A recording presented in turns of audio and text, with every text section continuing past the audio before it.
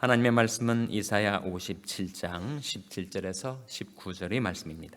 그의 탐심의 죄악을 인하여 내가 노하여 그를 쳤으며 또 내 얼굴을 가리우고 노하였으나 그가 오히려 패역하여 자기 마음의 길로 행하도다.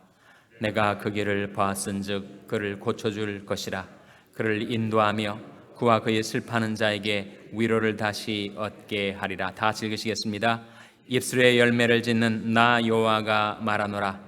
먼 데 있는 자에게든지 가까운 데 있는 자에게든지 평강이 있을지어다. 평강이 있을지어다. 내가 그를 고치리라 하셨느니라. 아멘. 할렐루야. 서로에게 평강의 복을 기원하는 마음으로 샬롬 인사 나누시기 바랍니다. 샬롬. 샬롬. 오늘도 화요 새벽 기도에 잘 나오셨습니다. 오늘 저 입구가 또 달라졌죠. 지금 우리 십자가 공사가 거의 마무리 단계에 와 있습니다. 마지막까지 하나님께서 일하는 일꾼들의 안전을 지켜주시고 일이 잘 마무리가 되어서 이 주위에 십자가의 빛을 발하는 교회가 될 수 있도록 기도해 주시기를 바랍니다. 오늘 본 말씀 이사야 57장 17절 말씀 다시 한번 같이 읽겠습니다. 17절 말씀 시작. 그의 탐심의 죄악을 인하여 내가 노하여 그를 쳤으며 또 내 얼굴을 가리우고 노하였으나 그가 오히려 패역하여 자기 마음의 길로 행하도다. 그의 탐심의 죄악을 인하여 내가 노하여 그를 쳤으며, 이것을 뭐라고 하죠? 하나님께서 하나님의 백성들이 그릇 행할 때 하나님께서 그를 바로잡아 주시기 위하여, 그를 변화시켜 주시기 위하여 고통을 허락하실 때가 있다. 그것을 뭐라고 합니까? 그것을 징계라고 하죠. 징계. 하나님께서 우리를 사랑하시기 때문에 징계를 하십니다. 부모가 자식을 전혀 사랑하지 않으면 방치해 두죠. 사랑하니까 혼내고 책망하고 징계를 하는 것과 마찬가지입니다. 하나님께서 우리를 사랑하시기 때문에 우리를 방치해 두신다면 우리는 탐심에 이끌려서 패망으로 멸망으로 치닫기 쉬운 인생이니까 하나님께서 우리를 위하여 때때로 징계를 허락하십니다. 근데 징계에 대한 통상적인 사람들의 반응은 두 가지. 하나는 경히 여기는 것입니다. 무시하는 거죠. 무슨 하나님의 징계가 있겠는가? 하나님을 경외하지 않다 보니까 그 징계를 경히 여기게 되는 것. 한 가지 반응. 두 번째 반응은 정반대의 반응인데, 조금만 징계를 받아도 이제 다 끝난 것처럼 낙심해 버리는 거. 두 가지 반대 아닙니까? 징계에 대한 두 가지 반응이 우리들에게 있는데, 하나는 징계를 경히 여기는 것, 또 하나는 징계를 받을 때 너무 낙심해서 다 체념하고 절망하는 것. 그래서 하나님께서 우리에게 징계에 대해서 그 두 가지 그릇된 반응을 따라 행치 말라. 우리의 징계는 하나님의 우리에 대한 사랑의 증거다. 그렇게 말씀을 해 주십니다. 히브리서 12장 5절 6절 한번 보시기 바랍니다. 히브리서 12장 5절 6절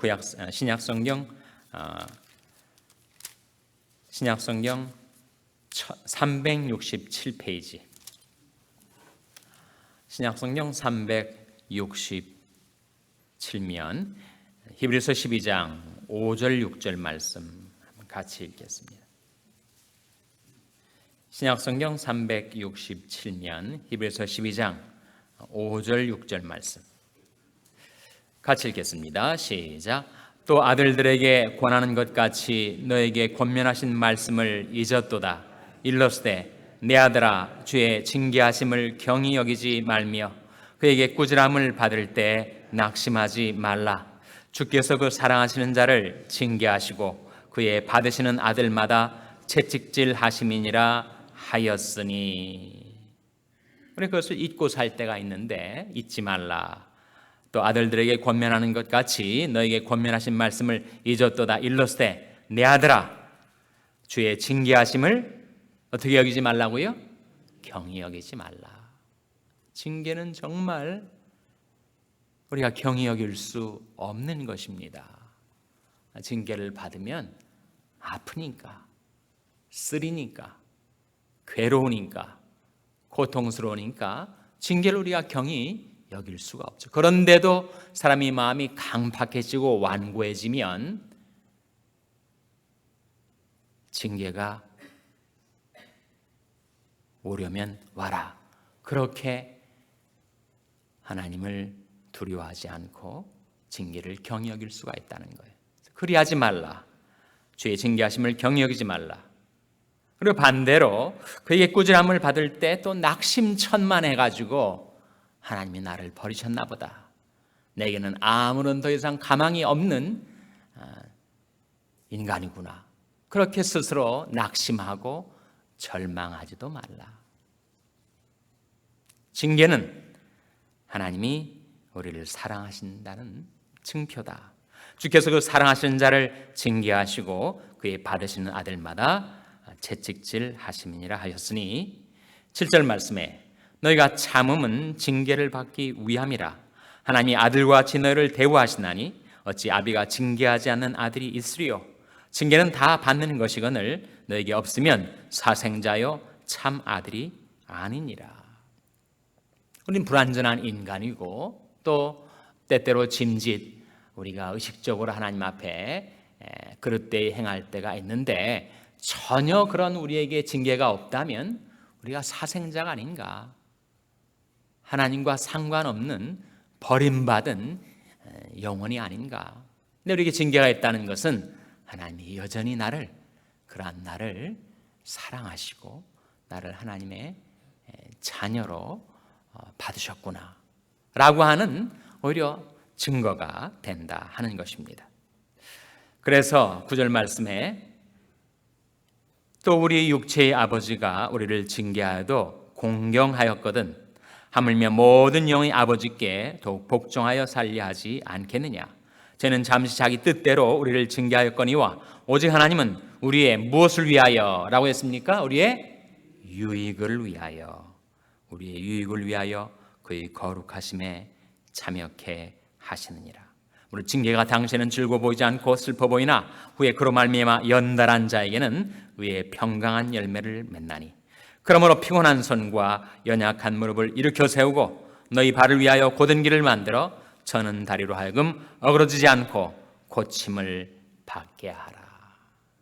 징계가 임할 때 우리가 가져야 될 마땅한 자세를 우리에게 보여주고 있는 말씀입니다. 다시 본문으로 돌아와서 이사야 57장 말씀에 그의 탐심의 죄악을 인하여 내가 노하여 그를 쳤으며 또 내 얼굴을 가리우고 노하였으나 이 사람은 지금 잘못 반응을 하고 있는 거예요. 하나님이 징계에 대해서 그가 오히려 패역하여 자기 마음의 길로 행하도다. 계속 자기 고집대로, 자기 욕망대로, 자기 탐심의 죄악에 이끌려서 그릇 행하였다는 거예요. 하나님께서 그에게 호된 꾸지람을 하시고 그리고 징계를 내리셨다는 것입니다. 하나님께서 언제까지나 그를 대하여 노하시고 질책하시는가? 그렇지 않다는 거예요. 하나님은 인자하시고 자비하신 하나님이셔서 다음과 같이 그를 돌보신다는 것입니다. 18절 말씀 같이 읽겠습니다. 시작. 내가 그 길을 보았은즉 그를 고쳐줄 것이라. 그를 인도하며 그와 그의 슬퍼하는 자에게 위로를 다시 얻게 하리라. 하나님께서 우리가 하는 모든 인생의 길을 다 보고 계십니다. 그리고 우리를 고쳐주십니다. 병든 나의 마음도 나의 몸도 고쳐주십니다. 그리고 우리를 인도하셔서 나 때문에 슬퍼하는 자들에게, 우리 가족들에게, 그리고 나 자신에게 하나님께서 위로를 다시 얻게 하리라고 말씀하고 계십니다. 19절 같이 읽겠습니다. 19절 말씀 시작. 입술에 열매를 짓는 나 여호와가 말하노라. 먼 데 있는 자에게든지 가까운 데 있는 자에게든지 평강이 있을지어다, 평강이 있을지어다, 내가 그를 고치리라 하셨느니라. 하나님의 놀라운 약속. 무슨 약속이죠? 평강과 치유의 약속. 먼 데 있는 자에게든지 가까운 데 있는 자에게든지 하나님에게는 거리가 문제가 되지 않죠. 무소부지하신 하나님, 천지에 충만하신 하나님, 온 세계에 편지하신 하나님께서는 거리가 문제가 되지 않습니다. 하나님께로 그 사랑의 책망과 징계를 깨닫고 하나님께로 돌이키는 자에게는 하나님께서는 평강과 치유를 약속하고 계시죠. 이 평강이 구약 성경에 쓰여진 히브리어로 뭐라고 되어 있습니까? 샬롬으로 되어 있습니다. 샬롬. 평강이 있을지어다, 평강이 있을지어다. 샬롬, 샬롬을 약속하고 계십니다. 뿐만 아니라 내가 그를 고치리라, 치유의 약속이 나타나 있습니다. 사람의 마음과 몸은 불과 분리로 연결이 되어 있죠. 그래서 마음의 평강을 잃으면 육신의 건강을 상하게 됩니다. 그래서 무릇 지킬 만한 것보다 더욱 내 마음을 지키라. 생명이 그노니 이에서 남이니라. 우리 마음의 평강을 잃어버리면 육신의 건강을 잃어버리게 되는데, 어떻게 몸의 건강이 회복되는가? 마음의 평강이 회복될 때 우리 육신의 건강도 회복이 되는 것이죠. 내 마음의 평강은 어떻게 얻는가? 내 마음의 평강은 하나님의 말씀을 의지할 때, 하나님의 말씀을 붙들 때, 그 말씀이 내 마음을 평강 가운데 지켜주십니다. 그래서 말씀은 그 얻는 자에게 생명이 되며 그 온 육체의 건강이 됨이니라고 말씀하고 있는 이유가 바로 거기에 있죠. 우리가 하나님의 말씀을 깨달으면, 그 말씀을 얻으면, 그 말씀을 내 마음에 받아들여서 그 말씀을 내 마음에 간직하고 의지하고 살아가면 그 말씀은 내 마음의 평강을 가져다 줍니다. 마음이 평안하니까 육신의 건강의 회복도 빠르게 되는 거죠. 나는 너희를 치료하는 여호와임이니라. 하나님이 자기 계시, 출애굽기 15장 26절에 나온 말씀, 나는 너희를 치료하는 여호와임이니라. 하나님은 병든 나의 마음도 몸도 치료해 주실 수 있는 하나님. 그래서 우리에게 평강과 건강을 회복시켜 주시는 하나님. 이 약속을 받은 우리가 어떻게 살아야 할 것인가? 오라, 우리가 여호와께로 돌아가자. 그가 우리를 찢으셨으나 도로 낫게 해주실 것이요, 치셨으나 싸매어 주실 것입니다.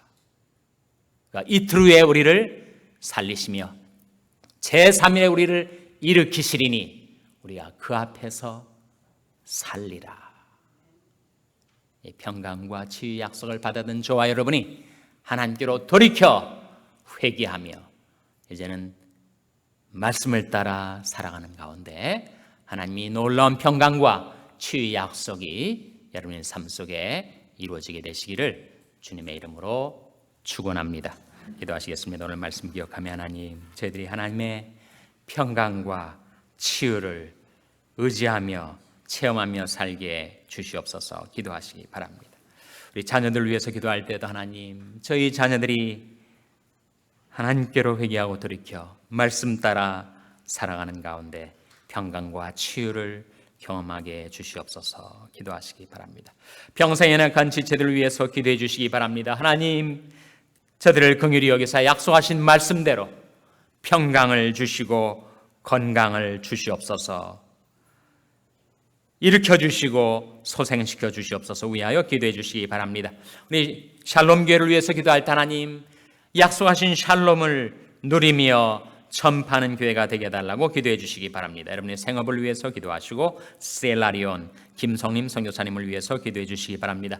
하나님이 이 아침에 하나님께로 돌이켜 나온 저희들을 성령으로 충만케 해주시고 평강과 치유의 약속을 이루어 주시옵소서. 이런 제목들 놓고 우리 합심해서 기도하겠습니다.